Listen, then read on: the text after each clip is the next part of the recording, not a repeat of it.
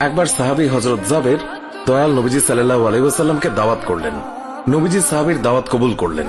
হযরত জাবের খুশিতে আত্মহারা হয়ে বাড়িতে চলে গেলেন। বাড়িতে গিয়ে স্ত্রীকে খোঁজ খবরটা দিলেন আর মেহমানদারির জন্য প্রস্তুতি নিতে লাগলেন। বড় ছেলে আব্দুল্লাহকে নিয়ে খাসি জবাই করে অন্য কাজে যখন হযরত জাবের ঘর থেকে বাইরে গেলেন, ইতিমধ্যেই হযরত জাবেরের ছোট ছেলে ঘুম থেকে উঠে খাসি তালাশ করতে লাগলো। বড় ভাই তাকে জানায় খাসিটিকে জবাই করা হয়েছে। ছোট ভাই বায়না ধরল, খাসি কিভাবে জবাই করে আমাকে তা দেখাও। অগত্যা বড় ভাই ছুরি হাতে করে ঘরের পেছনে গিয়ে বলল, এখানে জবাই করা হয়েছে। ছোট ভাই জানতে চাইল কিভাবে। বর্ণনা করে বোঝাতে না পেরে অবশেষে বড় ভাই বলল, তাহলে তুমি মাটিতে শুয়ে পড়ো, আমি তোমাকে দেখাই। ছোট ভাই মাটিতে শোয়ার পর বড় ভাই তার গলায় ছুরি চালিয়ে জবাই করার নমুনা দেখাতে গিয়ে ছোট ভাইকে সত্যি সত্যি জবাই করে ফেলল।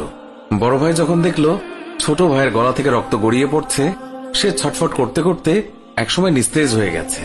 তখন বুঝলো ব্যাপারটি কি ঘটেছে। আতঙ্কিত হয়ে সে নিকটবর্তী খেজুর গাছের চূড়ায় উঠে আত্মগোপন করে রইল।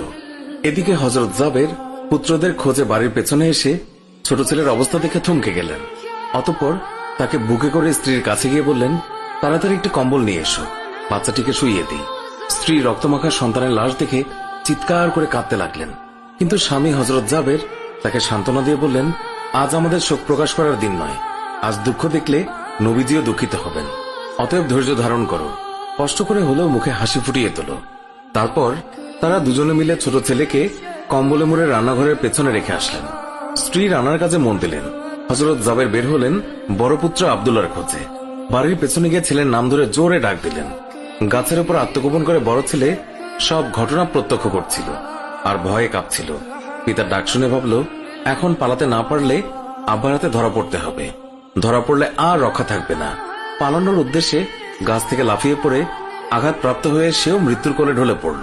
পিতা কাছে গিয়ে দেখেন আব্দুল্লাহর দেহে প্রাণের স্পন্দন নেই। বড় ছেলেকে কোলে তুলে তিনি বাড়ির ভেতরে আসলেন। স্ত্রীকে বললেন আরেকটি কম্বল নিয়ে আসার জন্য। বড় ছেলের এই অবস্থা দেখে দরদিমা পুনরায় আর্তনাদ করে উঠলেন। স্বামী তাকে পুনরায় সান্ত্বনা দিয়ে বললেন, ধৈর্য ধরো, আজ আমাদের দুঃখ প্রকাশের দিন নয়, আজ আমাদের পরম আনন্দের দিন। দয়াল নবীজি অল্প কিছুক্ষণের মধ্যেই আমাদের ঘরে তাশরিফ রাখবেন।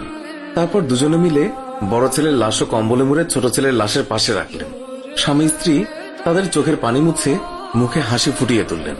হযরত জাবের বাড়ির সামনে দাঁড়িয়ে নবীজির আগমনের অপেক্ষা করতে লাগলেন। অল্পক্ষণের মধ্যে নবীজিকে উটের পিঠে করে আসতে দেখা গেল। হযরত জাবের আনন্দে আত্মহারা হয়ে দৌড়ে গিয়ে স্ত্রীকে নবীজির আগমনের সংবাদ দিলেন এবং পুনরায় তিনি দৌড়ে নবীজির সামনে চলে এলেন। নবীজির উটের কাছে গিয়ে তাকে বাড়ি পর্যন্ত এগিয়ে